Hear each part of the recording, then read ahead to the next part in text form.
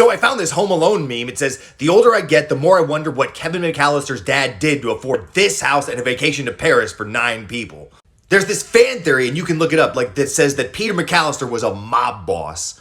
And it says like Harry and Marv were from a rival family and they were seeking revenge and that's why they were hitting up the block. Like, it goes into crazy detail. I think it makes sense. I mean, you got Joe Pesci playing Harry. When does Joe Pesci ever take on a role that isn't mob related? But I think the whole theory of Kevin's dad being a mobster makes sense just based off of Kevin's behavior. I mean, because Kevin was a straight up G. When Kevin found out that Harry and Marv were going to rob his house, it didn't even occur to him to ever call the police. He didn't even think about calling the police. Like, no, Kevin stuck to the G code. He said, this is my house. I have to defend it. That's the most gangster shit ever. Kevin's an 8-year-old boy, and when he found out the 2 real thugs in Chicago were gonna rob his house, he said, let me ride on them busters. That's the most gangster shit ever. And at the end, Kevin, like when they got arrested and all that, Kevin didn't talk to the police at all. He didn't give them a statement. He just kept his mouth shut like some G-code shit.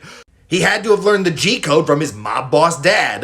He's a little Michael Corleone. So all y'all better recognize Kevin McAllister was a stone cold thug.